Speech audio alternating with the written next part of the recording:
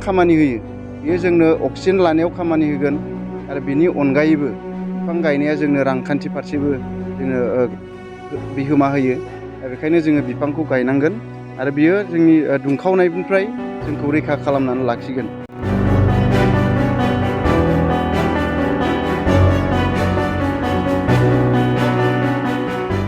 Bits plastic pollution, बे प्लास्टिकनि जि pollution बे आरो जोंनि थाखाय जोबोद खहा गोनां।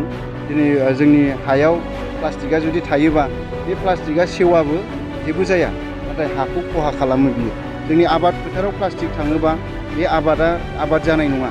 बेखायनो जोङो बे प्लास्टिकनिफ्राय उदां जानांगोन। बिजनि दख'रा दुलाराय बर' फरायसा आफादा दिनै 5 जुन मुलुगनां आबहावा सान, बेजों लोब्बा लाखिनानै मुलुगनां आबहावा सान फालिनानै दिनै बर' बाजार सोलोंसालिमायाव बिफां गायनाय हाबाफारि लानाय जादों।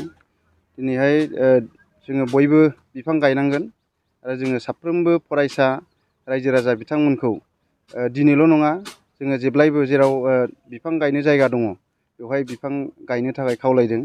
मानोना बयबो मोनथिदों बुहुमनि दुंखावनाया बोसोरै उनाव बोसोर बियो बारानिफ्राय बारा जाबोनायखौ जों मोनदांदों। जोङो थांनाय बोसोराव नायोबा दाबायदियाव इसिबां डिग्री सेलसियास जायामोन। दा नायदो 9थायावनो 33 डिग्री सेलसियास गुदुं जाबाय।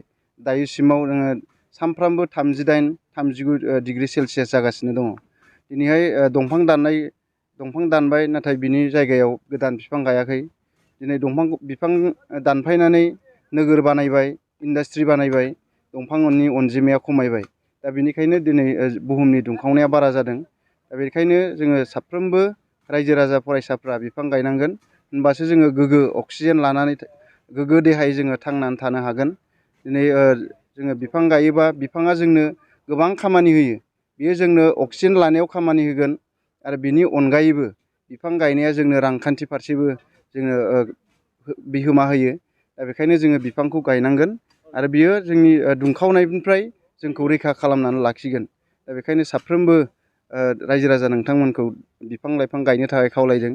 दिनै मुलुगनां आबहावा सानावल' गायनांगौ बे नङा, दंफांखौ नोङो जायखिजाया समावनो गायनो हायो। बेखायनो बुंनाय जादों मा, फांसे दंफां दानफायोबा 100टा बिफां गायनांगौ। होमबासो जोङो जोंनि आथिखालनि जि ग्लबेल वार्मिं, जे दुंखावनाय, बिनिफ्राय जोङो रैखा मोननो हागोन। नङाबा जोङो हां लानोनो हानाय नङा जोङो। दा बेखायनो जोङो दिनै नोगोर ओनसोलाव थांबा नुयो बिफां लाइफाङा खम जानायनि थाखाय दुंखावनाया बारा जाबाय, जायनि थाखाय जोङो हां लानोनो हाया बायदि मोनो, बाहेरायाव ओंखारनो हाया। दिनै सिटिफ्राव जोङो बाहेरायाव ओंखारनो हाया। दा बेखायनो जोङो बिफां लाइफाङा थानांगोन।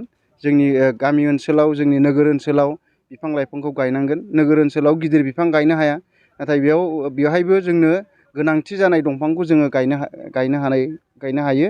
आरो बेवहाय नोगोराव गायग्रा माखासे बिफांबो दङ, बेखौ गायनानै लानो थाखाय जों खावलायबाय, जाहाथे जोङो बे बुहुमनि दुंखावनायनिफ्राय जोङो रैखा मोननो हायो। बेखौ जोङो खालामनांगोन। आङो साफ्रोमबो रायजो राजा नोंथांमोनखौ खावलायबाय। दिनै जों आबहावा सानजों बे हाबाफारिखौ लादों। देग्लाय आबहावा साननि थिम हिसाबै होनाय जादों बिट्स प्लास्टिक पलिउसन। बे प्लास्टिकनि जि पलिउसन बे आरो जोंनि थाखाय जोबोद खहा गोनां। दिनै जोंनि हायाव प्लास्टिकआ जुदि थायोबा बे प्लास्टिकआ सेवाबो जेबो जाया, नाथाय हाखौ खहा खालामो बियो। जोंनि आबाद फोथाराव प्लास्टिक थाङोबा बे आबाद जानाय नङा। बेखायनो जोङो बे प्लास्टिकनिफ्राय उदां जानांगोन। गामियाव, सगाव, सहराव, दखान सहराव जि प्लास्टिक बाहायो जोङो, मेथाइनि प्लास्टिक मोनो, बे प्लास्टिकफोरखौ जाहाथे जमा दोननानै सावनायनि बेब'स्था खालामो।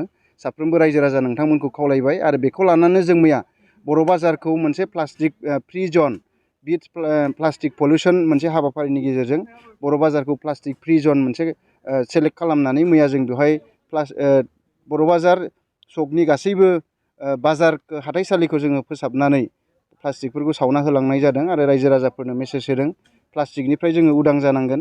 दिनै गोबां पेकेटफ्राव प्लास्टिक मोनो, बे प्लास्टिकखौ जानला मेनला गारा हलासिनो बेखौ जमा दोननानै सावनायनि बेब'स्था खालामनांगोन। दा बेखायनो देग्लायनि मुलुगनां आबहावा सानखौ बिट प्लास्टिक पलिउसन मोनसे टीम होनानै बेखौ फालिगासिनो दङ सारा मुलुगाव। आरो बे दिनैनि गेजेरजोंनो गोबां सुबुंफ्रा दिनै ग्लबेल वार्मिंजों जोङो जुजिनो थाखाय बिफां गायनो हाबाफारिखौ लादों। बेखायनो जों बे बिजनि दख'रा एबसुआ बोसोरै बेबायदि 5 जुनजों बिफां गायनाय हाबाफारिखौ लाबोबाय थादों। आरो देग्लायबो जोङो बर' बाजार डिग्री कलेजाव बे बिफां गायनाय हाबाफारिखौ लाबाय आरो 5 जुन मुलुगनां आबहावा सान बेखौ फालिनाय जादों।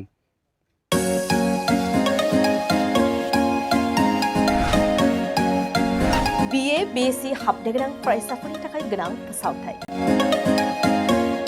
गसाइगाव जारागुरि गोविन्द बसुमतारी फरायसालिमायाव BA BSc डिग्रीनि मुं थिसननाया सोलिगासिनो।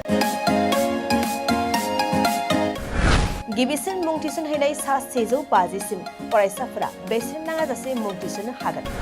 150 निफ्राय 200 सानि गेजेराव 75% रेहाय, 201 निफ्राय 250 सिम 50% रेहाय आरो 251 निफ्राय 600 नि गेजेराव मुं थिसननायनि रांखौ 25% रेहाय होनाय जागोन। जारागुरि गोविन्द बसुमतारी फरायसालिमाया बड'लेण्ड मुलुगसोलोंसालिजों गनायथि होजानाय गुन गोनां फोरोंगिरिफोरजों लोगोसे फरायसाफोरनि गाहाम सुबिदा गोनां फरायसालिमा।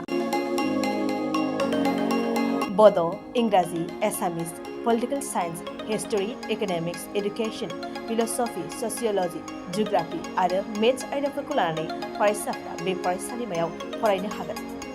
लोगोसेयैनो फरायसाफोरा लाइब्रेरिनि सुबिदा, extra curricular activities, career counselling, सांग्रांथियारि हाबाफारि, रिविजन क्लास, लोगोसे स्पोकन इंग्लिश, सेल्फ डिफेन्स आरो कम्पिउटारनि उफ्रा सोलोंथायबो लानो हागोन।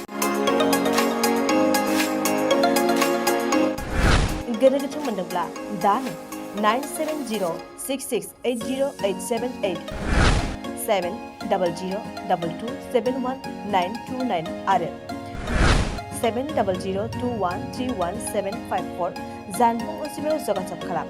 College website www.gbcj.edu.in, email ID govindcollege@gmail.com।